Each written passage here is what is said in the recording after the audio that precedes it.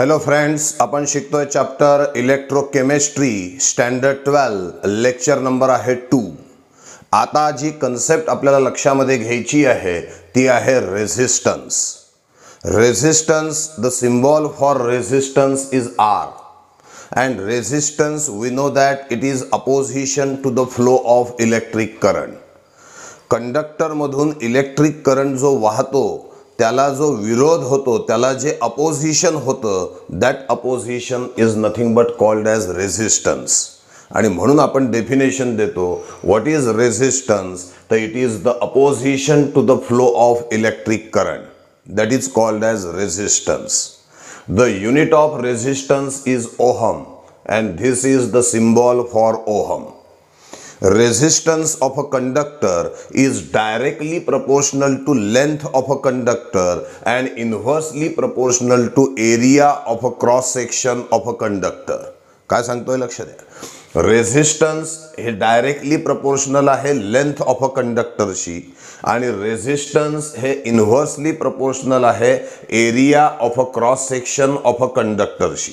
मग या दोन इक्वेशनला एकत्रित करा। Resistance is proportional with L upon A, प्रपोर्शनलला इक्वल्स टू मध्ये कन्व्हर्ट करा। Resistance is equals to rho into L upon A, where rho is some constant and it is called as resistivity or specific resistance of a conductor। आता समजा या ठिकाणी length आपण घेतली 1 metre आणि area of a cross section घेतला आपण 1 metre square. मग या ठिकाणी 1 पुटअप होईल, या ठिकाणी पण 1 पुटअप होईल, म्हणजेच इक्वेशन काय मिळेल? R is equals to rho, म्हणजेच rho is equals to R. यावरनं आपण रेझिस्टिव्हिटीची डेफिनेशन करू शकतो। कशी सांगता येईल बघा। Resistivity of a conductor is the resistance of a conductor of unit length and unit area of a cross section. बघा definition. Resistivity of a conductor is the resistance of a conductor of unit length and unit area of a cross section. या ठिकाणी आपला formula आहे R is equals to rho into L upon A, म्हणजेच rho is equals to काय होईल? ए वर जाईल, ए खाली येईल, एल खाली येईल। मग rho is equals to R into A upon L. रेझिस्टन्सचं युनिट आहे ओहम, एरियाचा आहे मीटर स्क्वेअर, लेंथचा आहे मीटर, यातला हा मीटर आणि वरचा 1 मीटर कॅन्सल होईल, म्हणजे ohm metre. This is the unit of resistivity. आणि म्हणून आपण म्हटलंय the SI unit of resistivity is ohm metre आणि सीजीएस युनिट आहे ohm centimetre. Resistivity of a conductor is the characteristic property of a material. प्रत्येक मटेरियलची ही characteristic property आहे and it is different for different material. Resistivity is a characteristic property of material and it is different for different material।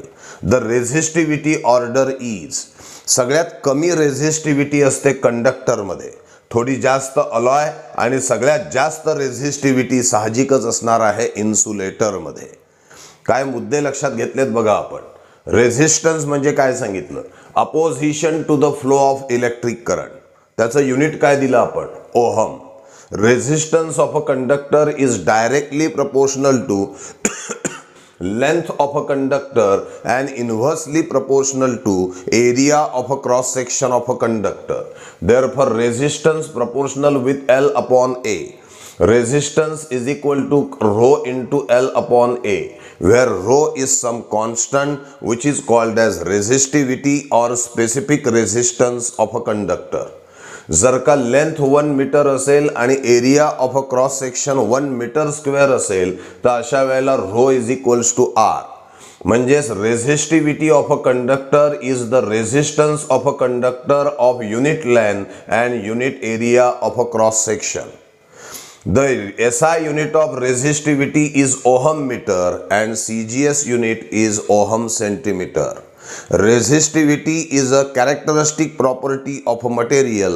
It is different for different material and the resistivity order is, सगळ्यात कमी conductor आणि कोणाची resistivity सगळ्यात जास्त आहे तर इन्सुलेटरची आहे।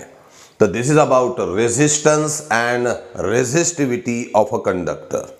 आता आपण लक्षामध्ये घेणार आहोत conductance denoted by capital G.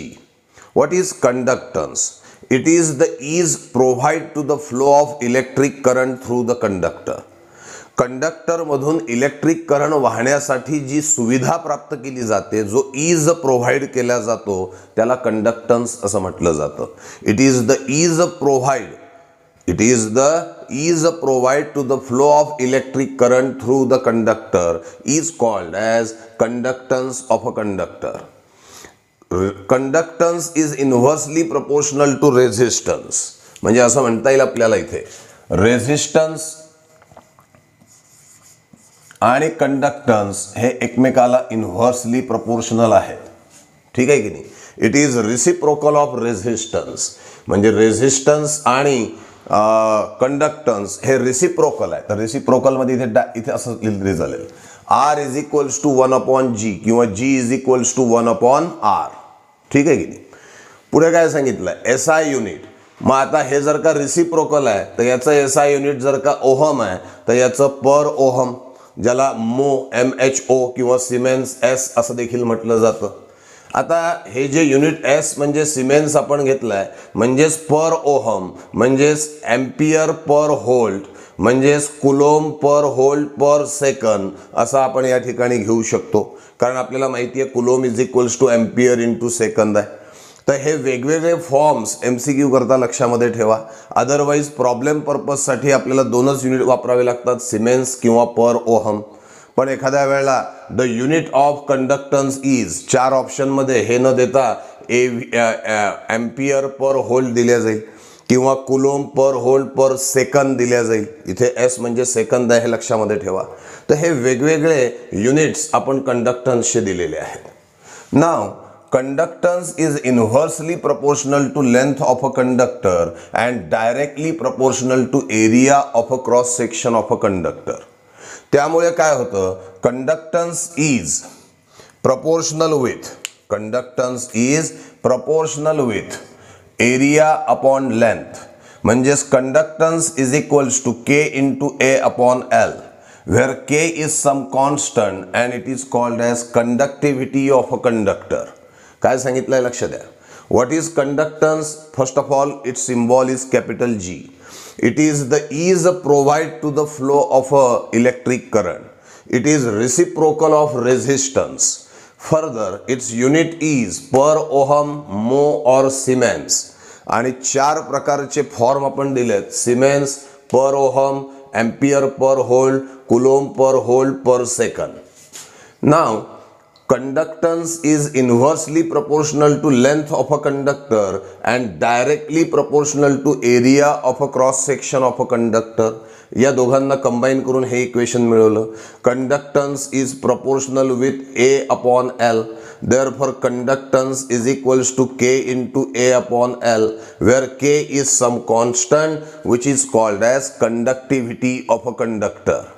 Now if length of a conductor is 1 meter and area of a cross section is 1 meter square, then we have G is equals to K, म्हणजेच K is equals to G. यावरनं K म्हणजे कंडक्टिव्हिटीची definition सांगितल्या जाईल. Conductivity of a conductor is the conductance of a conductor of a length 1 metre and area of a cross section 1 metre square. काय सांगतोय बघा. K म्हणजे काय? Conductivity. G म्हणजे काय? कंडक्टन्स. मग conductivity of a conductor is the conductance of a conductor of unit length and unit area of a cross section. तेच दिलंय बघा. Conductivity of a conductor is the conductance of a conductor of unit length and unit area of a cross section. आता मला सांगा formula काय होता? G is equals to K into A upon L. म्हणजेच K is equals to G into L upon A. Gचा आहे Siemens, लेंथचा आहे metre, एरियाचा आहे metre square. 1 metre कटेल यातला, म्हणजे K is equals to siemens per metre. This is the SI unit of conductivity, siemens per metre. and the CGS unit is Siemens per centimeter or per ohm per centimeter. This is the SI unit of conductivity, Siemens per meter, and these are the CGS units of conductivity. आता conductivity similar to resistivity is a characteristic property of material and it is different for different material, and the conductivity order is exactly opposite to resistivity असणार आहे बघा.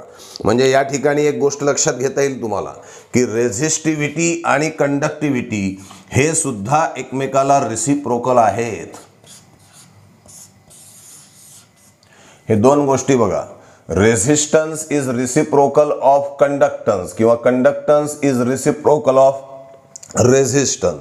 तसंच resistivity is reciprocal of conductivity. ठीक आहे की नाही. मग conductivity order ही रेझिस्टिव्हिटीच्या एक्झॅक्टली अपोजिट आहे. कोणाची कंडक्टिव्हिटी सगळ्यात जास्त आहे? कंडक्टरची. आणि सगळ्यात कमी कोणाची आहे? इन्सुलेटर. आणि इन बिटवीन कोणाची आहे? अलॉयची आहे. आता हे जे दोन मुद्दे आपण बघितलेले आहे यांना सायमल्टेनियसली बघता येईल. रेझिस्टन्स आर, कंडक्टन्स जी, आणि हे दोघंही एकमेकाला रेसिप्रोकल आहे. Opposition to the flow of electric current म्हणजे रेझिस्टन्स आहे, तर ease provide to the flow of electric current म्हणजे कंडक्टन्स आहे. Resistance directly proportional to length of a conductor आहे, तर conductance inversely proportional to length of a conductor आहे. Resistance is inversely proportional to area of a cross section. The conductance is directly proportional to area of a cross section. त्यानंतर row म्हणजे आहे resistivity, तर के म्हणजे आहे conductivity. Resistivity of a conductor is the resistance of a conductor of unit length and unit area of a cross section. The conductivity of a conductor is the conductance of a conductor of unit length and unit area of a cross section. याचं SI unit आहे ohm metre, तर याचं आहे पर ohm पर metre या ठिकाणी आपल्याला म्हणता येईल. किंवा सिमेन्स CGS युनिट आहे सिमेन्स पर सेंटीमीटर किंवा पर ओहम पर सेंटीमीटर. इथे आपल्याला हे पण लिहिता येईल, जसं सिमेन्स पर मीटर दिलं ना आपण, तसंच पर ओहम पर मीटर असं देखील आपण याचं युनिट सांगू शकतो, SI युनिट. रेझिस्टिव्हिटी असो की कंडक्टिव्हिटी असो, both are characteristic property of material and they are different for different material. Resistivity ऑर्डरमध्ये सगळ्यात कमी रेझिस्टिव्हिटी कंडक्टरची आहे, तर कंडक्टिव्हिटीमध्ये सगळ्यात जास्त कंडक्टिव्हिटी कंडक्टरची आहे. तर all this is about the resistance R and conductance G of a conductor. लक्षात येत आहे. Now about the electrolytic conductivity, ज्याला आपण सिम्बॉल के दिलेला होता. Electrolytic conductivity, it is the electrical conductance due to all the ions present in 1 cubic centimeter of a given solution. 1 cubic centimeter एवढ्या व्हॉल्यूमचं आपण solution घेतलं, त्यामध्ये जेवढे काही आयन्स आहे त्या आयन्सनी क्रिएट केलेलं जे इलेक्ट्रिकल कंडक्टन्स आहे त्याला इलेक्ट्रोलॅटिक कंडक्टिव्हिटी असं म्हटलं जातं. म्हणजे इलेक्ट्रोलॅटिक कंडक्टिव्हिटीमध्ये तुम्हाला सोल्युशन जे घ्यायचं आहे ते unit volume of a solution घ्यायचं आहे, आणि त्या युनिट व्हॉल्यूम ऑफ अ सोल्युशनमध्ये जेवढे काही आयन्स असतील आणि ते जे काही इलेक्ट्रिकल कंडक्टन्स क्रिएट करतील, प्रोव्हाइड करतील, that is called as electrical conductivity. म्हणून डेफिनेशन काय दिली आहे? It is the electrical conductance produced by all the ions present in 1 cubic centimeter volume of a solution. म्हणजेच काय? तर electrolytic conductivity depends upon number of current carrying ions present in unit volume of a solution. तेवढ्या unit volume of a सोल्युशनमध्ये जेवढे current carrying ions आहे तेवढे current carrying ions they are responsible for the electrolytic conductivity. म्हणजे current carrying ions जर का unit व्हॉल्यूममध्ये जास्त असतील तर साहजिकच इलेक्ट्रोलॅटिक कंडक्टिव्हिटी सुद्धा जास्त असणार आहे. म्हणजेच काय? तर electrolytic conductivity is directly proportional to number of current carrying ions present in unit volume of a solution. मग आता जर का आपण कॉन्सन्ट्रेशन ऑफ अ सोल्युशन जर का वाढवलं तर साहजिकच युनिट व्हॉल्यूममध्ये नंबर ऑफ करंट कॅरिंग आयन्सची संख्या सुद्धा वाढेल. If the concentration of a solution increases, the number of current carrying ion per unit volume also increases, and that's why the electrolytic conductivity also increases.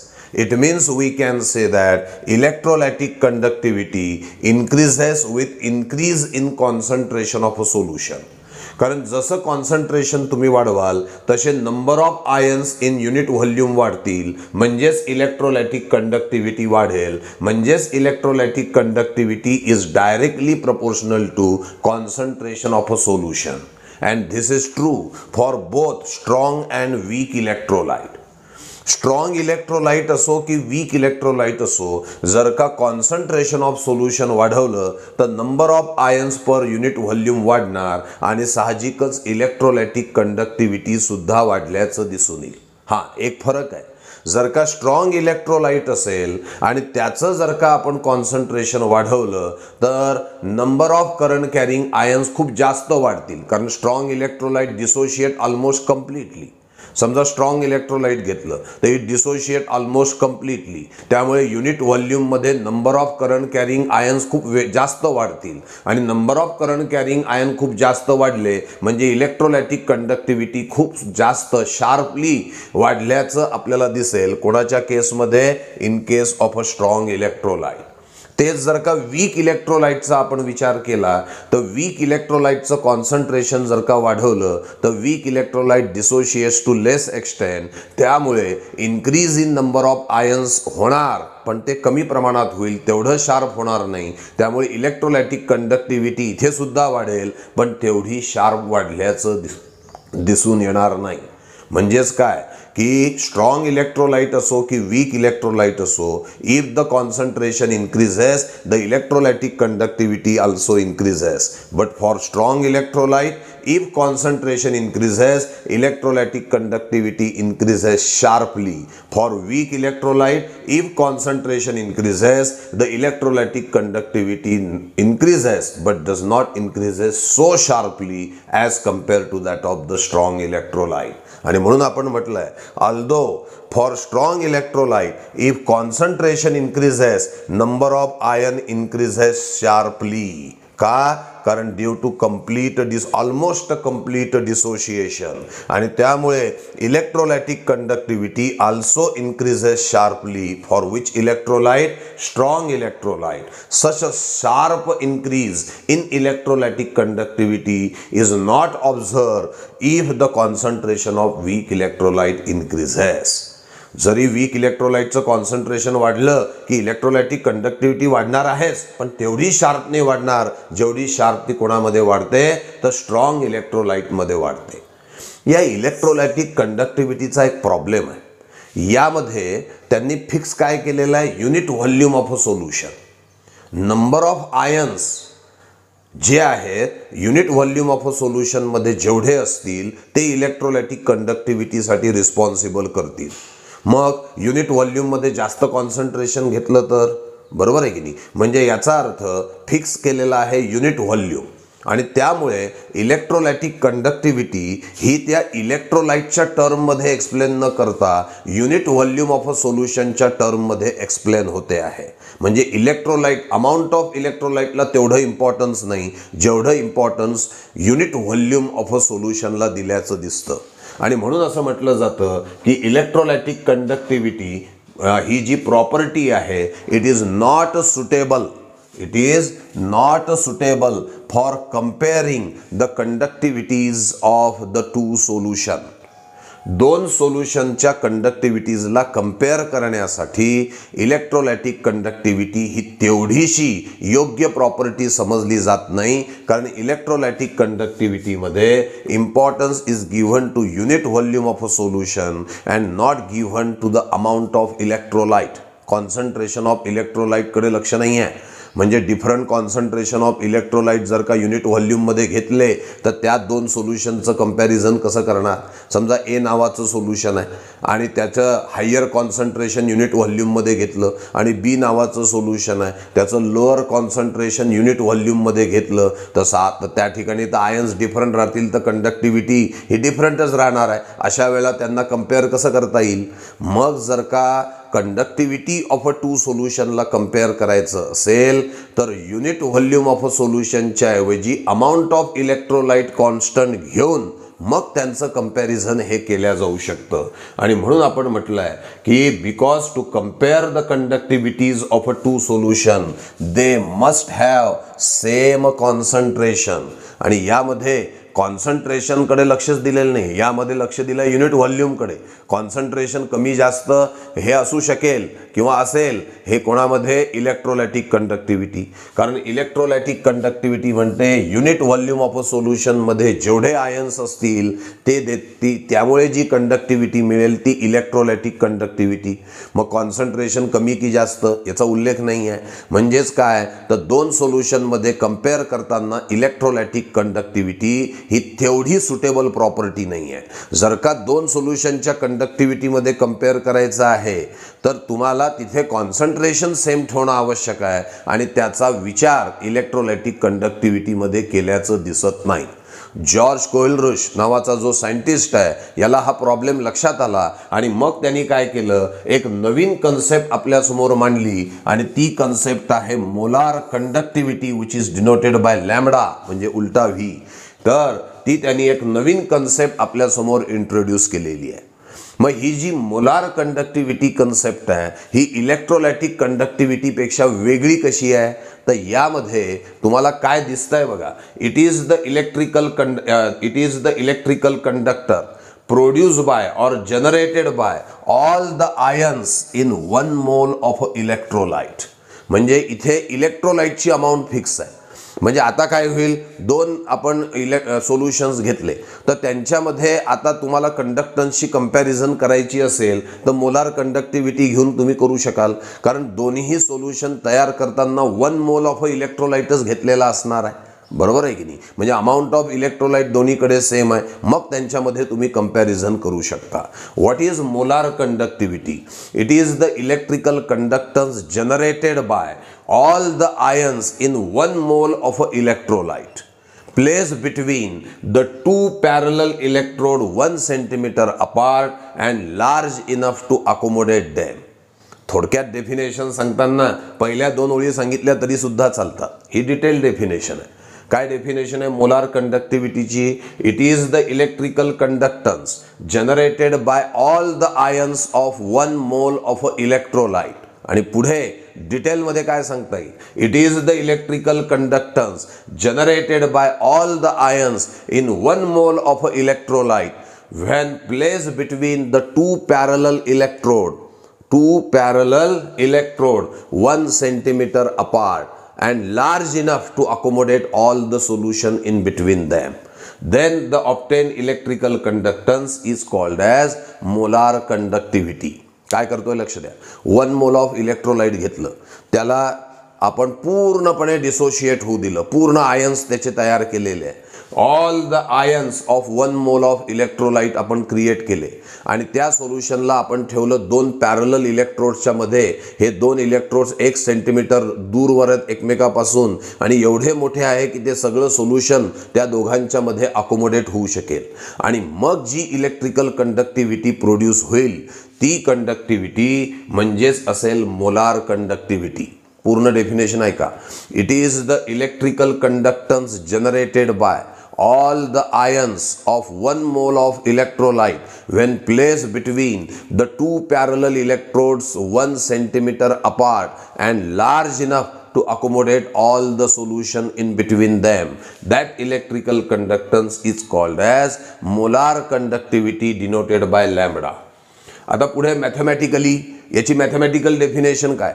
Molar conductivity is the ratio of electrolytic conductivity to the molar concentration, किंवा molar conductivity is equal to electrolytic conductivity divided by molar conductivity, molar concentration. म्हणजे formula काय होईल?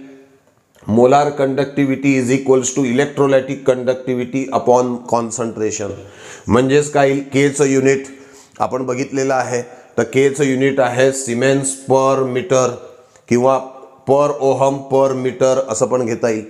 आणि कॉन्सन्ट्रेशनचं moles per metre cube. बरोबर आहे. मग आता या दोघांमध्ये जर का आपण बघितलं, मोलार कंडक्टिव्हिटी केचा आहे Sm⁻⁻⁻1, कॉन्सन्ट्रेशनचा आहे मोल मीटर रेस टू पॉवर -3. मग यांच्यामध्ये मॅथमॅटिकल कॅल्क्युलेशन केल्यावर मोलार कंडक्टिव्हिटीचं युनिट मिळतं Siemens metre square per mole. हे SI युनिट होईल किंवा कॉमन युनिट होईल सिमेन्स सेंटीमीटर स्क्वेअर पर मोल. सिमेन्सच्या ऐवजी पर ओहम हा देखील शब्दप्रयोग वापरता येईल. म्हणजेच काय होईल, पर ohm metre square per mole किंवा per ohm centimetre square per मोल.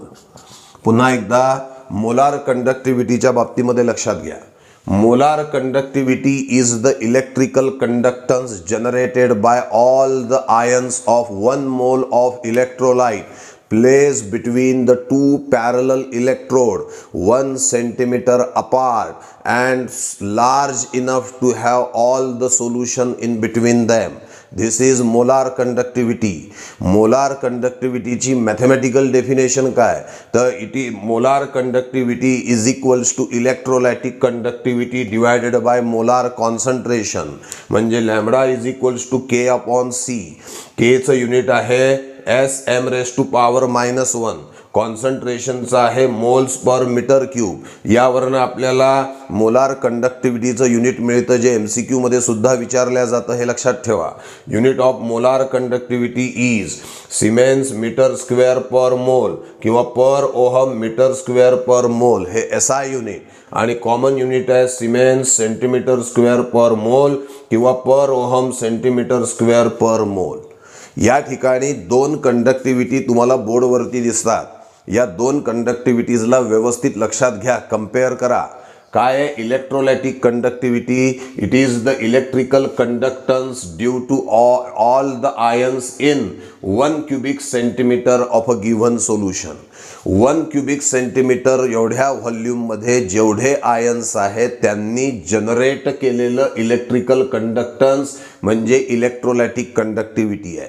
तर molar conductivity is the electrical conductance generated by all the ions of 1 mole of electrolyte. म्हणजे इथे महत्त्व आहे युनिट व्हॉल्यूम मध्ये जेवढे सगळेच्या सगळे आयन्स असतील त्यांनी जनरेट केलेल्या इलेक्ट्रिकल कंडक्टन्सला आपण इलेक्ट्रोलायटिक कंडक्टिव्हिटी म्हणतो. तर या ठिकाणी 1 मोल ऑफ इलेक्ट्रोलाइटनी जेवढे सगळे आयन्स क्रिएट केलेले आहे त्यामुळे जे इलेक्ट्रिकल कंडक्टन्स डेव्हलप झालं त्याला मोलार कंडक्टिव्हिटी असं म्हटलं जातं. म्हणजेच काय, तर अमाऊंट ऑफ इलेक्ट्रोलाइटचा विचार कोणामध्ये केला जातो, मोलार कंडक्टिव्हिटीमध्ये. त्यामुळे दोन सोल्युशनची कंडक्टिव्हिटी कंपेअर करायची असेल तर बेटर प्रॉपर्टी आहे molar conductivity as compare to electrolytic conductivity. लक्षात येत आहे. अगदी इंट्रोडक्टरी पार्ट आपण सध्याला मोलार कंडक्टिव्हिटीचा बघितला आहे, अजून त्याचं डिटेलमध्ये आपल्याला बघायचं आहे.